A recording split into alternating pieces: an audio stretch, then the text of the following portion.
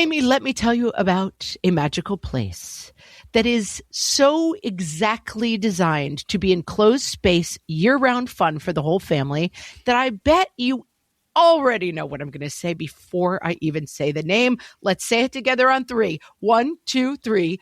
Great Wolf Lodge. You got it, Amy. My kids loved Great Wolf Lodge when we went. You probably already know that it has a huge indoor water park with a wave pool, lazy river, a bunch of massive water slides. But then your pack can hit the other attractions because, wait, there's more. Great Wolf Lodge has adventure-packed attractions like Magi Quest, a live-action game kids can play throughout the lodge, plus the Northern Lights Arcade. Spent some quality time there, so your kid who loves the lazy river and your kid who loves fantasy games will both have a great time. Great Wolf Lodge also offers great dining options and complimentary daily events like nightly dance parties, all under one roof. Unpack the car once and you're settled in to have fun. And with 22 lodges across the country, you're always a short drive away from adventure. We've both had such great times at Great Wolf Lodge, so bring your pack together at a lodge near you. Learn more at greatwolf.com and strengthen the pack. I am a night owl. What fresh hell? Laughing in the face of motherhood. That's pretty sexy. I'm going to be really hopeful. With Margaret Abels and Amy Wilson. I'll drop off a casserole. A podcast that solves today's parenting dilemmas so you don't have to. No, I can carry the 3 bags and the 3 kids. I got it.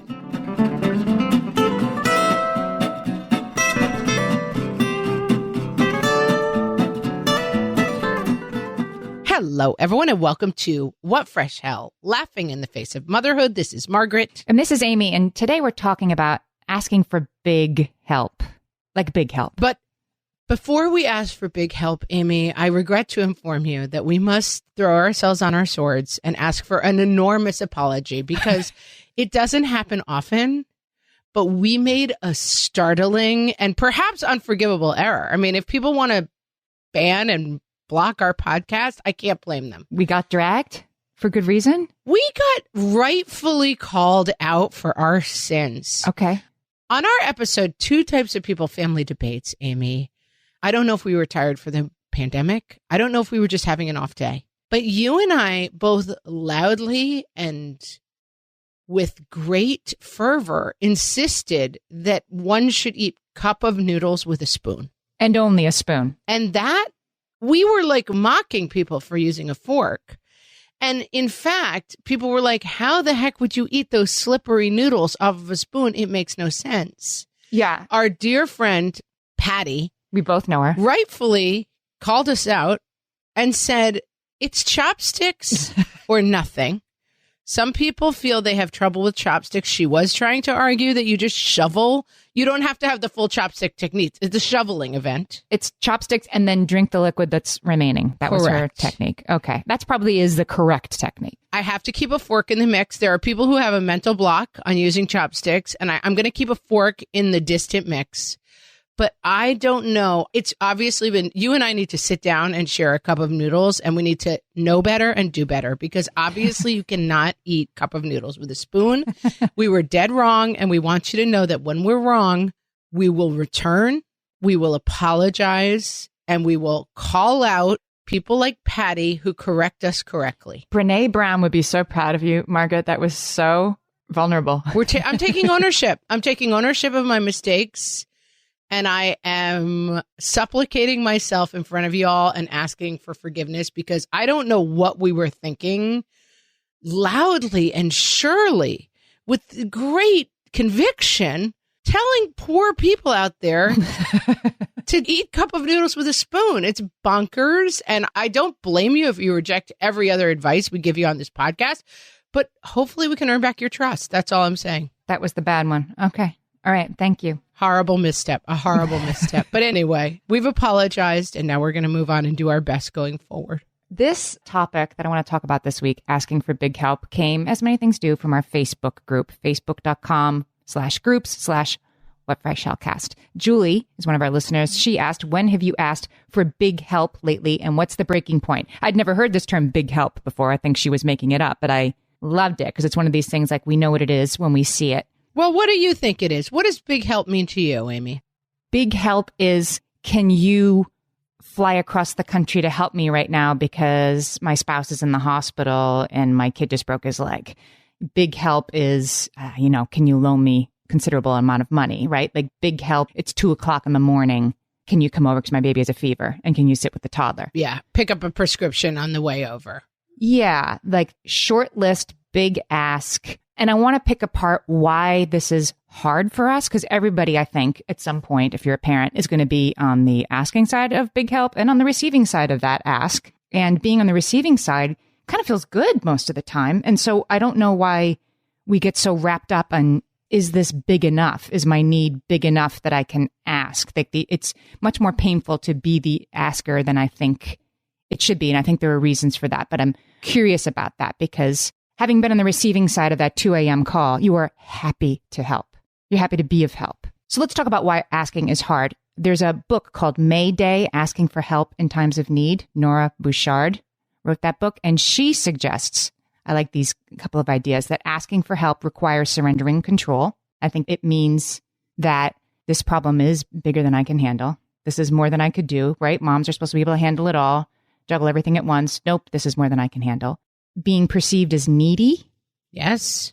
I don't know if that's what's holding me from pressing call on my phone, but okay. It's pride. Yeah, there's a huge amount of pride that goes into it. I've got this. Yeah. It's a big part of our identity. Yeah, right. And, when there's big help and it involves, say, completely hypothetical example, a child's mental illness, right? Asking for big help, or a spouse's mental illness, or your own mental illness. These are things that are very hard to let people under the tent of because you do fear rejection. Well, this is what I was kind of holding off, but I'm going to just lean in and leap in with it. Okay, just tell me. I'm not going to hold it for our grand sweep finale. I think that there are two categories of big help. Okay. Big help that feels justified and big help that doesn't feel justified. So like my spouse died unexpectedly, big help is needed. That can sometimes feel maybe more justified to people than my child has a disorder that seems somewhat invisible to you, but is really breaking us here at home, that maybe we've kind of kept a little bit more private. And it's like, I think the triggering incident for the big help has a lot to do with it sometimes. Okay. All right. So what you're saying is like the big help, like your spouse dies suddenly and people know it, like it's out there. It's true. It's so there's no hiding from it. So the ask becomes overwhelming for different reasons, but it isn't letting people know that this is going on. So if it's something that people wouldn't necessarily know is going on or that you need help with, that's another obstacle. I see. You're right. Letting go of this secret. That's right. That's a part of it too. Right. So the secret. Or like, hey, maybe part of the problem is that your marriage isn't going great and your spouse isn't helping you with the things they need help with. I have a friend who lost her husband several years ago, and we were talking about it, and she was saying in her same town, she knew somebody whose spouse had left them for someone else. It was a kind of a shock divorce, Mm-hmm. and that she was saying like, there are people coming to shovel her walk still a year later and still, helping take the kids to their sports practices, because connecting with someone whose spouse died seems easier for people than connecting with someone whose spouse left or had. I can think of another incident with people we know where the spouse was involved in something that was pretty untoward, scandalous. And this wife was also left pretty alone and high and dry, but people didn't want to get near them because of kind of the underlying issue that had happened. First of all, made people mad. And second of all, it was untoward and people kind of didn't want to touch it. I talk a lot about access points, like how we access each other. And some people's access points are a little bit harder to find. And I think that makes this big help thing a lot harder. Yeah, I had never thought of this. Is the thing you need help with a secret being, a major sort of fulcrum on which the difficulty of asking for help would turn? But that's definitely a big one. Another one is sort of fear of overstepping a friendship. Okay, like it is 2 a.m, right? And the baby has a fever and the toddler's still asleep and your spouse is out of town or whatever it is you're dealing with. That hesitation that you have before you call, who are you going to call? Is this in our wheelhouse? Are we good enough friends for me to ask for this, right? this is a huge thing across the board as moms and humans. Yeah. And we've talked about this to some degree. We talked about with Deborah Porter in the talking to our kids about race episode, right? That like, Yeah. but I'm a white mom and I don't want to be running around saying like, we need to talk about Cesar Chavez. We need to be teaching the kids about Black history. Like, is that my role as the white mom? Like, is this my role? Like, I kind of know her. There's definitely that role of like, you know, tragedy porn and people being like, oh my God, this person was my best friend and now I'm devastated by this loss. And it's like, dude, we don't know you that well, you know? Right. I think as long as you are offering concrete and tangible help, that you're never in the wrong. People can say no, but I think if you insert yourself in someone's tragedy, you're way off base. Like running around, you know, at the funeral, carrying on, talking to everybody about how hard it is for you. Skip that. But walking up to anyone who's had a loss and saying, hey, I know we don't know each other that well, but I would love to bring you guys dinner next week is a great thing to do. Right. But I was talking about, does this friendship contain this, like being the asker and being worried about that? Oh, yeah. That's a whole other thing. I think those are both true, you know, but yeah. So I'm talking about like, does Julie like know me well enough for me to be calling her at 2:00 in the morning? Or does Julie want to be my friend enough to keep being my friend once I confide in her that, you know, we've been going through this crisis? It's disrupting our friendships.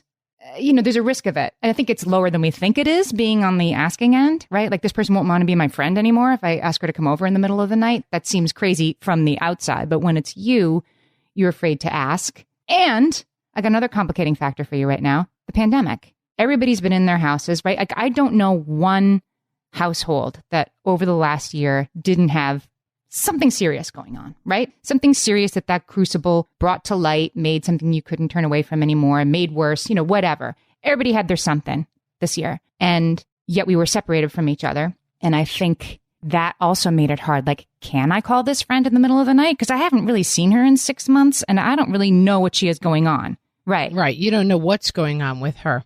And so can I make this ask of somebody? What if her big help need is bigger than mine and I don't even know it? Yeah, but you can say that out loud. I don't know what's going on with you, but I am really desperate. And could you help me with this thing? Mm-hmm. And then I have one other big picture suggestion on this, which has been borne out through living through a couple of like disasters with people I know. And I was just talking about it in the Facebook group. We have a listener who lost their husband recently and was talking about the difficulty of, you know, you're at a wake in a funeral, you've just lost your spouse. People are like, let me know if I can help. I'd love to help. And everybody is saying it. But then when the dust settles, who were those people? If you are close to someone who experiences a loss, assign yourself to be a person who makes, you want an Amy in your life because you need someone to make an Excel spreadsheet. Right. And you should make an Excel spreadsheet for that person that says, I am willing to shovel snow. I am willing to deliver meals at any time. I am always available for a middle of the night phone call. I am the person you should call 1 year from now if something goes wrong and other people have helped you a lot already. And like really formalizing this stuff for people who are having big problems, because what ends up happening when someone dies is everybody kind of brings 400 casseroles the first 2 weeks. And then when the person really needs stuff, there's kind of no one to help them out. Yep. Right. And you're left wondering, just to put the focus back on that person, you're left wondering, did they mean it? Who were those people anyway? I can't even remember because I was, you know, not fully present. And can I really ask this thing of this person? And I just think it's something that you really can kind of formalize. Yeah. You can say, hey, my kid just got diagnosed with something. I don't know what I'm going to need. You call your sister or your best friend and you say, I need you to do something for me. I need you to go out to my network of friends, and then I'm going to call you when the boiler breaks, and I need somebody who knows about boilers to come over and fix it for me. And you're going to maintain that list. One of our listeners, Shivanji, suggested a website that I had never heard of called lotsahelpinghands.com. So I will put the link in the show notes for this episode. She said it's a platform that you can use to sort of create this list, like who can help with what. Yes. And she said, I loved this idea, somebody from out of town can be the manager of your calendar. Yes. You know, your sister-in-law lives a 3-hour plane ride away. She can still manage your lotsahelpinghands.com site. And that's a way to be of big help to somebody that you could just sort of take over. Let's take a break. When we come back, I want to talk about how to have these systems in place, maybe ahead of time. For some of us, tax season is one of the only times that we look at our finances fully. And once it's over, well, that was terrible. And it is completely understandable not to want to think about it for another whole year. But using Monarch and being intentional with your finances in an ongoing way helps you see where your money is going and how you can put your refund to best use. We are here to tell you, simplify your finances with Monarch. Monarch is the all-in-one personal finance tool designed to make your life easier. It brings your entire financial life, budgeting, accounts and investments, net worth, and future planning together in one dashboard on your phone or laptop. Feel aware and in control of your finances this tax season and get 50% off your Monarch subscription with code FRESH. As you know, my husband and I are preparing to send, 3 kids off to college, and I cannot tell you how helpful Monarch has been in showing us our full financial picture, helping us to track our spending and reach important savings milestones. Our weekly meeting, Amy, it's now run by Monarch. Love it. Achieve your financial goals for good with Monarch, the all-in-one tool that makes money management simple. Use code FRESH at monarch.com for half off your first year. That's 50% off at monarch.com, code FRESH. You know that thing where you get an amazing pair of shoes at a really great price and want to tell everyone about it? Yeah, so do we. Here at Designer Shoe Warehouse, we'll give you something to brag about, like the latest styles from brands you love, or the trends everyone's obsessing over, or shoes that make you feel like, well, you. So go ahead, show off a little. Find shoes that get you at prices that get your budget. Head to your DSW store or DSW.com today. DSW, let us surprise you. So I was just talking about this last night. I was going to be doing this episode today with a friend who lives in Northern California.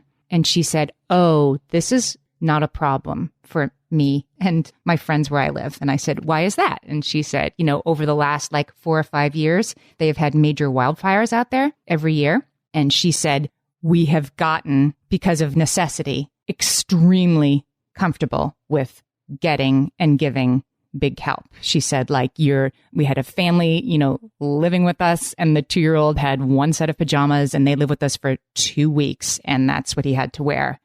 And then the next year they're helping somebody else. And she's like, it gets really real, really fast. And so this idea of, am I worthy of help? Am I helpable enough? Are you also needing help? Kind of goes away when it's like any of us might need something big at any time. The ask gets really easy.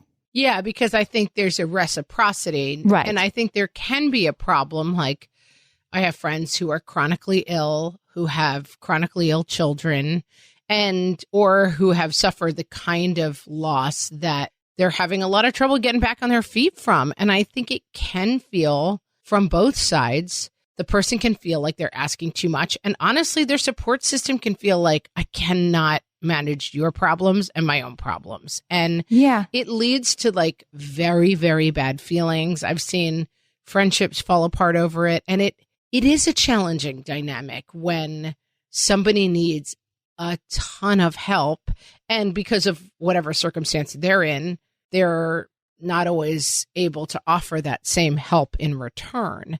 And I think that's something that you have to solve for too a little bit, that hey, I'll bring you dinner, you're bedbound, let's say, because of whatever's going on with you. I'll bring your dinner. I'm also going to bring you my extra laptop, and you're going to go through and unsubscribe me from all my lists or whatever. If you can find ways to be this is what you have to give and this is what I have to give, and let's try to help each other, because then it doesn't become the thing of I guess we all have to take care of Barb, Barb always needs the help. And you're right. It is the reciprocity that makes it easy, and the lack thereof that can make it more difficult.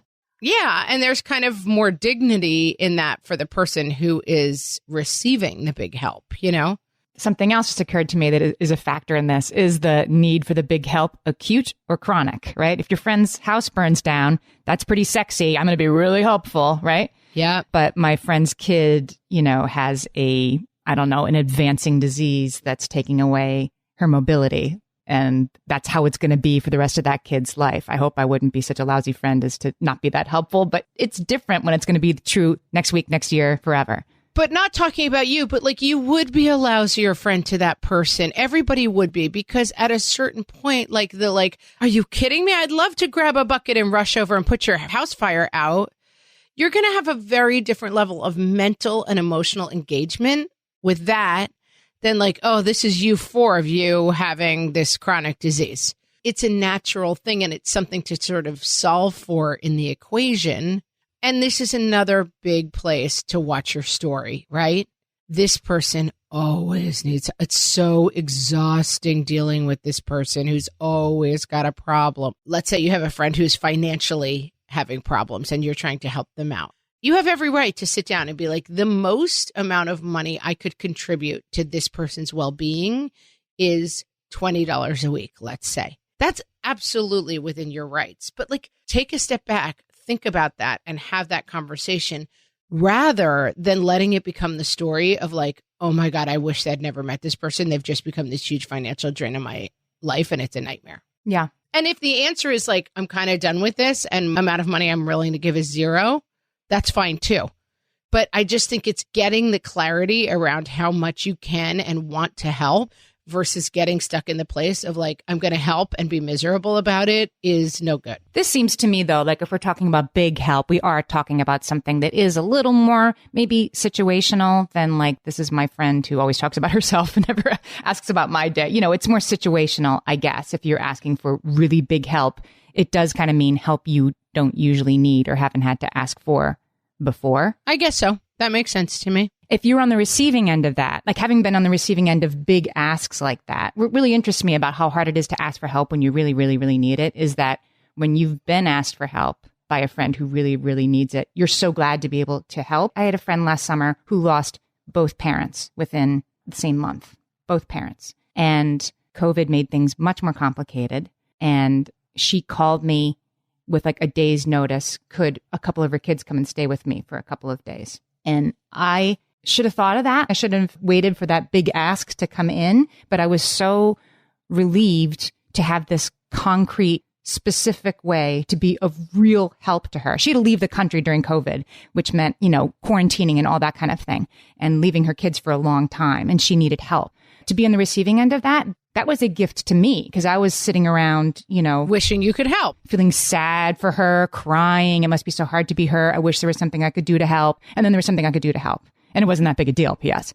It was a gift to me to be in the receiving end of that. And I think that's generally the case. Like when our friends are really in the soup, you're glad to be able to help. I don't think it's generally the case. I think it is always the case. A couple of rules that I have learned at this phase of my life in dealing with a lot of this stuff. Number one, always try to go to the funeral. Never think to yourself, I don't know this person. I'm talking about not in COVID times. Now we can't do anything. But don't ever think like, will it be weird? I don't think this person knows me well enough. Like I know at my mom's funeral, looking out and seeing like, wow, that person came. It was touching every single time. I literally never had the thought of like, why would that person show up? I don't know them that well. Like, right. Maybe if your parent is extremely famous, you might think that. I can't think of an example where people would be like, I wish that person hadn't come because I haven't seen them in several years.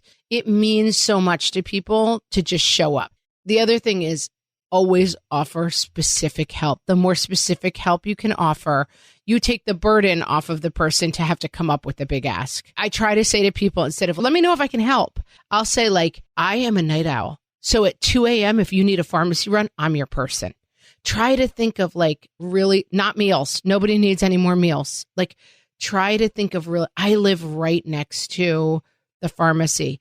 I happen to have an extra car sitting in my driveway. If you need a ride anywhere, I'm a great driver, whatever it is, like offer people and then write that down for them. Send an email and say, I'm your 2 a.m. person whenever you need it. I'm your driver whenever you need it. I'm great at fixing boilers or anything that breaks in the house. Put me on that list. You know, Yeah. The more you take the burden of them asking for the big help off. I have another one for funerals that was specifically helpful in one case, which was I had a relative's mom died very unexpectedly. I got the kids their outfits for the funeral, because on top of everything else, she had like a 2-year-old, a 5-year-old, and an 8-year-old who all needed like little tiny suits and shoes and stuff. And, I went to Macy's and got it all. Right. And got options and returned it all after. It was very helpful in a specific way. And it wasn't lasagna. That's awesome. And I hadn't thought of this before, but this goes under your decide once, lazy geniuses thing that we talk about. Whenever someone dies, I'm going to call and be like, can I take your kids right after the service so that you can participate more fully in the reception? Can I get your kids clothes? Can I be the person who does anything that happens after midnight for you? Decide once and make that offer every time. Make it clear and make it in writing, because anything you ever need, call me. It doesn't have the same effect.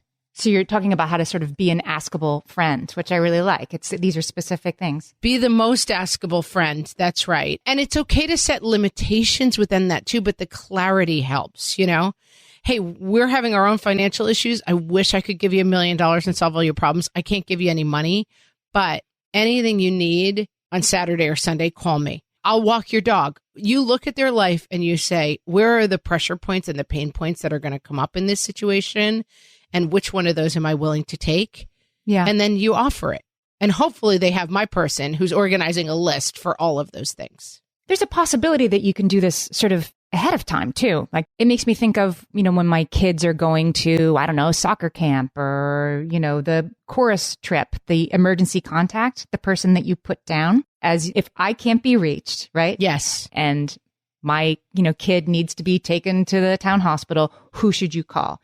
You always kind of pause and think about it. If it's your sister, it's easy. And then otherwise it gets more complicated. And I got a phone call last summer, somebody asking me, could I be her contact for her kid who had a sort of a specific medical condition that due to my own personal history, I know something about. So I would know what to tell the nurse at the camp, like do this, don't do this. That's actually not helpful, but make sure you have this. And so can I put you down, even though you're not my sister or my sister-in-law, can you be the emergency contact for my kid? And I was really glad that she asked me, right? And of course, like nothing came of it. The kid had a fine summer. But sort of thinking of those people ahead of time and formalizing those asks is a little weird. It's kind of like having a living will or something. But it seems to me that like I've never done that. I've never said to you, hey, if you ever need me to get in the car at 1 a.m, I'll do it. So, put me down. I'm on your short list. And it feels like asking somebody to go steady with you or something. But why don't we? Why don't we know ahead of time that you got me and I got you? Why do we wait until this and then wonder? That's right. And I think this is somewhere where people who deal with chronic disease, people with special needs kids, like I have that network of like, listen, not everyone maybe is ready to take your kid with very specific needs for 12 hours, but like, I know your kid. I got him. Like, if you need help, send your kid to me. Like, this gets much more complicated with people who have big asks, like, hey, watch my kid is an ask and it's worth doing and stuff. But like, I just think it's so great to have that point of view. And it's something I'm working on with myself of like, how can I really help the people who I know in specific ways that's not just like, I'll drop off a casserole. Like, what do they really need? And do they know, and have we discussed out loud that I am a person who they can come to help with things that I'm going to be good at helping with and that they might need help with? You're listening to this podcast, so I know you've got a curious mind. Here's a helpful fact you may not know yet. Drivers who switch and save with Progressive save over $900 on average. Pop over to Progressive.com, answer some questions, and you'll get a quick quote with discounts that are easy to come by. In fact, 99% of their auto customers earn at least one discount. Visit Progressive.com and see if you can enjoy a little cash back. Progressive Casualty Insurance Company and Affiliates. National average 12-month savings of $946 by new customers surveyed who saved with Progressive between June 2024 and May 2025. Potential savings will vary. My favorite skincare products actually feel more like self-care, like they're so nice to put on and they smell so good that I'm actually happy when I get to that part of my day. And I swear that is how I feel about Osea's anti-aging body balm. Amy, you are usually the lotions and potions queen on this podcast, but I have to say, hard agree. Osea's anti-aging body balm is a liquid silk body balm that combines the lasting hydration of a lotion with the firming power of a serum, leaving skin smoother and firmer. This body balm is clinically tested and designed to deliver visible results you can see and feel. So we've gotten to use this product for a couple of months now, and I swear I have really noticed firmer and smoother skin, like on the back of my hands. It's like getting a mini spa treatment from head to toe. Get a spring-worthy glow with clean, clinically tested skincare from Osea. And right now, we have a special discount just for our listeners. Get 10% off your first order site-wide with code FRESH at OseaMalibu.com. That's 10% off your first order with code FRESH at OSEAMalibu.com.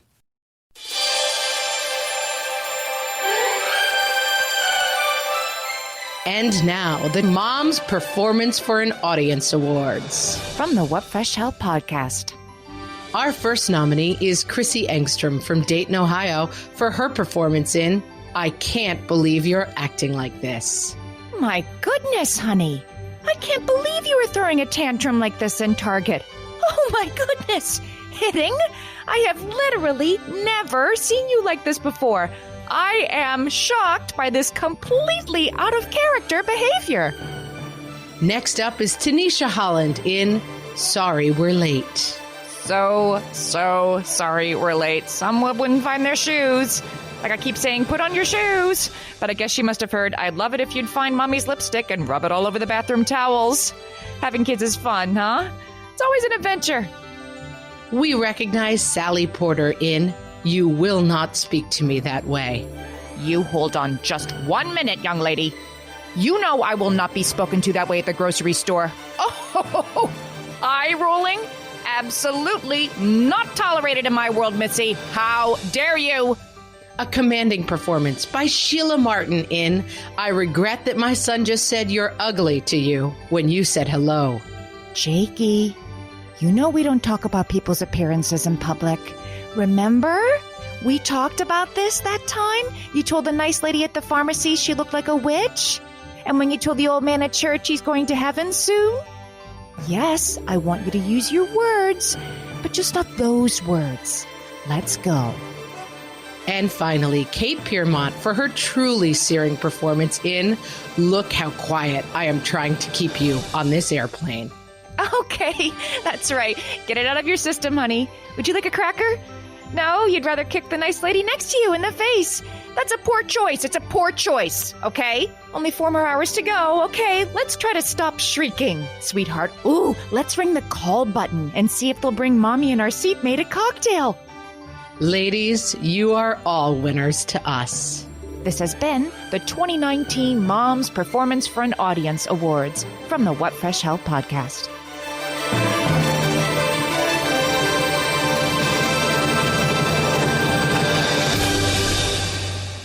So I want to talk about, does the big help have to be so big before you ask for help? Good. We kind of front loaded this with okay, people are dying. People have horribly sick children. Right. Because I think that sometimes, again, access points, sometimes those moms are actually easier to ask rather than I'm done. I got a 2 and a 4-year-old. I can't take it for another second. Right. So Nora Bouchard, I talked about her before. She wrote this book called Mayday, Asking for Help in Times of Need. She suggests that you actually make it a practice with smaller, lower stake asks. I mean, I am just like you, the Irish Catholic stock. No, I got it. Right. No, I can carry the 3 bags and the 3 kids. I got it. Right. When I used to travel through airports with my 3 little ones, people would ask if they could help me. And I'd say, no, I don't know why. So that they could admire me as I walked away. Because you're insane. Yeah. I love to not need help. Because for the rest of time, they'd be like, one day I met a woman in an airport who could do it all. I shall sing the song of her glory forever. Yeah. Maybe the one exception would be, yes, you can put that suitcase in the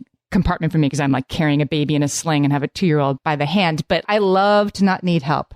I'm pretty attached to that independent, capable side of myself. You can bring home the bacon, fry it up in a pan, Amy. And never let you forget your Margaret. To quote, maybe, never let him forget he's a man. Back in my day. I mean, talk about an Goldilocks alert. That is best left in the past. That was a commercial that ran when we were children. It was Angeli fragrance, I believe. Yes. I'll put it in the show notes. So Nora Bouchard says actually practice with lower stake asks. And I like this. Jennifer said this on her Facebook group. She said, I can ask for help even if I can technically handle it, but I just want or need a break. I don't need to drive myself to the edge of the cliff before I ask. Yeah, I solve this by being like a wildly disorganized person who often forgets to pick my children up from school.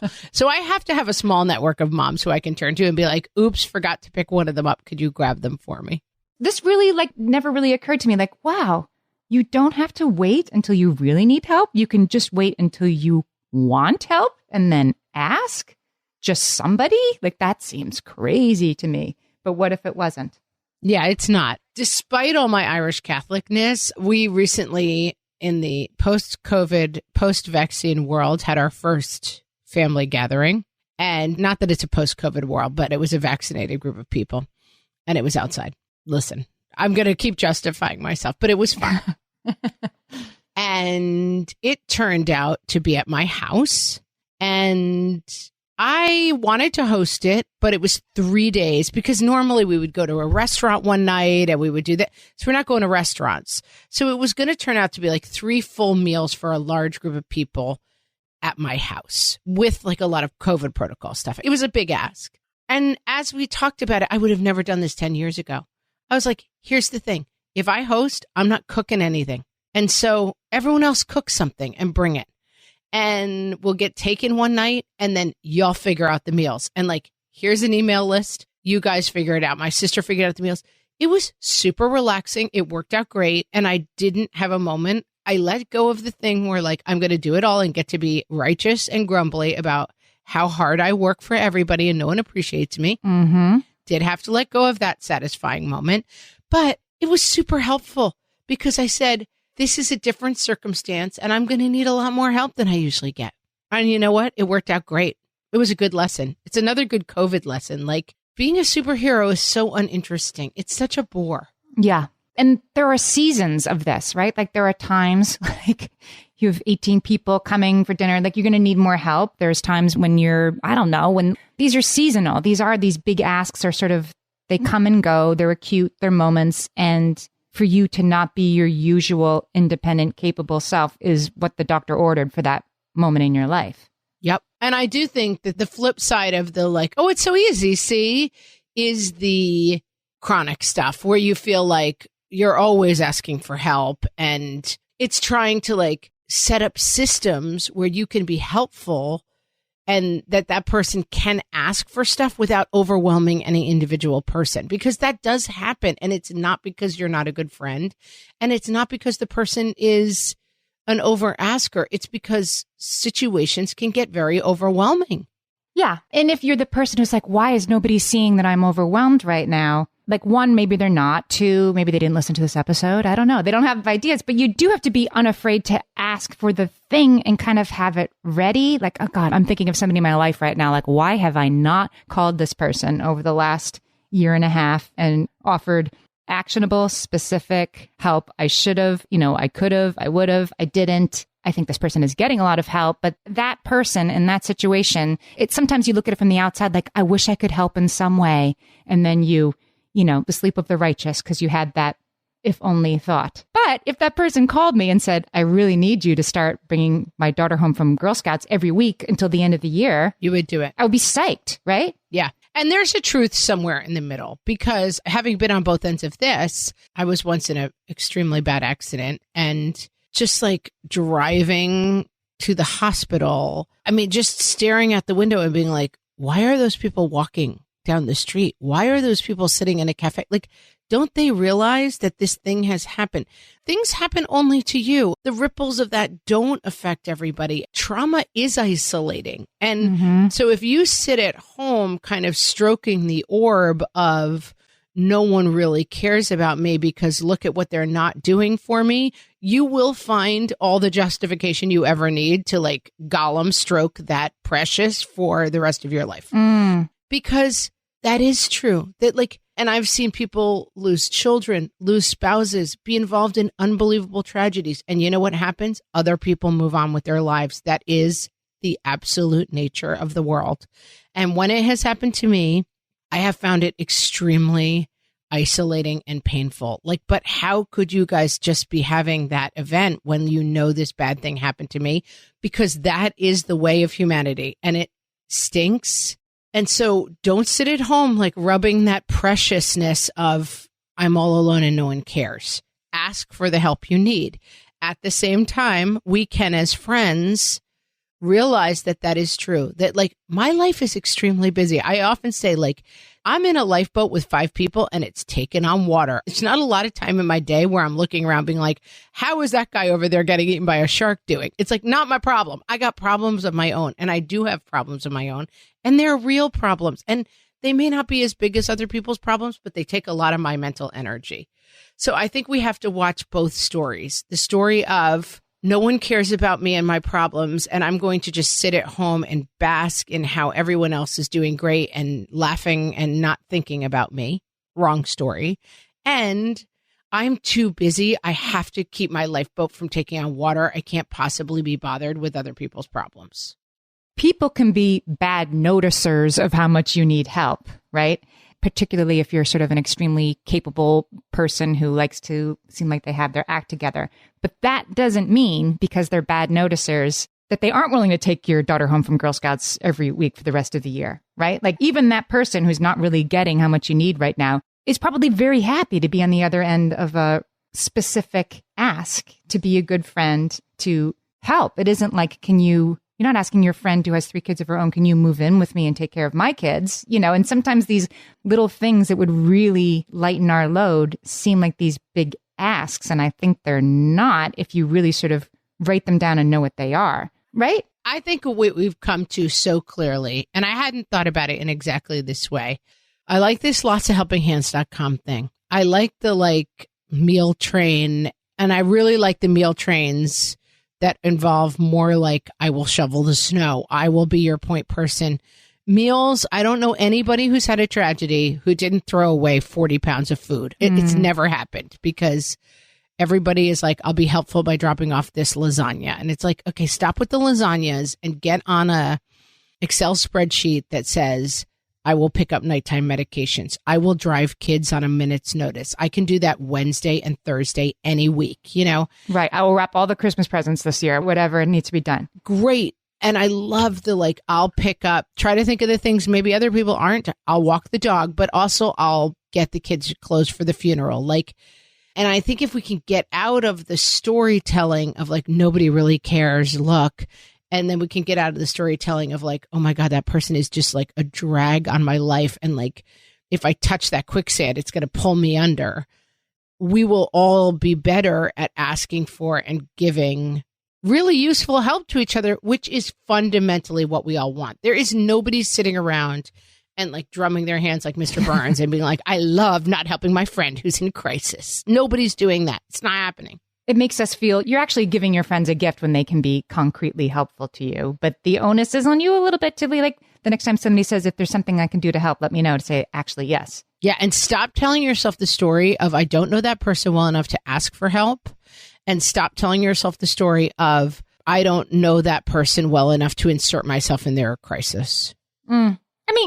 I definitely have sort of asked about stuff and kind of gotten the come no closer thing, and that's okay. Now, wait a minute, because that's a really good point. Offering help once is very different than inserting yourself in other people's tragedy. I've definitely been involved in, especially, what's the word I'm looking for? It's not exciting tragedies, but high profile tragedies, or specifically, dramatic tragedies that people do kind of come out of the woodwork wanting to be part of it in a specific way. Don't be that person. Mm-hmm. You go in, you offer help. You're not inserting yourself in terms of I am you don't make it about yourself fundamentally. That's the difference. Yeah. Offer help. And if it's rejected, maybe offer help once more 6 months later. Right. Because that's the point. That's when somebody's like, gee, I really could use help now that everybody's gone home. Man, everybody knows it, but it's hard to do. Well, I think we've completely solved this completely complicated, but I'm getting it. I understand it now. No one ever will suffer during a tragedy again, Amy, thanks to us and our podcast, which is good to know. I know how to be a helper, and I know how to ask for help more than I did 40 minutes ago. So thank you. It's a complicated dance, and it's hard for so many reasons, but this is a good place for my husband's great advice, which is, what if you just assumed good intent on that person's part? He was involved in an incident that was extremely tragic. And it was the kind of thing where people said a lot of the wrong things about it, you know? And I was quite amazed by his ability to be like, I think I know what they're trying to say. Even though they said really a terrible, insensitive, kind of ugly thing, he and his family both kept saying, and I was so wowed by them, whatever people are going to say, because they don't know what to say, I'm just going to try to hear, I love you and I want to be here for you. And I was like, what miraculous people these people are to be able to try to do that in light of like people doing it so wrong, you know? And really, it was kind of a game changer for me. Like, Yeah. what if we could just operate in this, like, from our place of maximum generosity? And what if we can assume when we're ready to ask for big help that other people Yes. are ready to say, I love you and I want to be here for you? Assume that that's the response instead of, I'm kind of busy this week. If they're nasty and toxic, you're going to figure that out real quick. They're not going to slip by you. That's good information. All right, now I think we've really solved it. We've extra solved it. If we went on for 10 more minutes, Amy, we would We've totally solved it. super final solve it. Guys, will you follow us on Instagram if you don't already? We're at What Fresh Hellcast. I put all the episodes up on there and share funny memes you guys share with us. And we're having fun there. Come join us there. No pressure, but my kids are goofing on us that we do not have enough Instagram followers. And I can't really have that in my house, guys. I can't have it. Save me from my kids goofing on us that we don't have enough followers on Instagram. Please. That's some big help. That is some big help. Go help some people. Go ask for some help. And friends, we will talk to you next time. Bye-bye.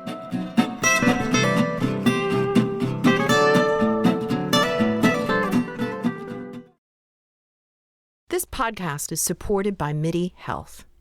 Are you in midlife, feeling dismissed, unheard, or just plain tired of the old healthcare system? You're not alone. In fact, even today, 75% of women seeking care for menopause and perimenopause issues are left entirely untreated. But it's time for a change. It's time for MIDI. MIDI's not just a healthcare provider. It's a women's telehealth clinic founded and supported by world-class leaders in women's health. Their clinicians provide one-on-one, face-to-face consultations where they truly listen to your unique needs. They offer a full range of holistic, data-driven solutions that isn't one-size-fits-all care. This is care uniquely tailored for you. At MIDI, you will find that their mission is clear: to help all women thrive in midlife, giving them access to the healthcare they deserve. Because they believe midlife isn't the middle at all. It is the beginning of your second act.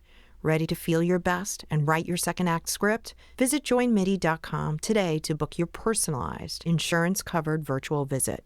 That's joinmidi.com. MIDI, the care women deserve.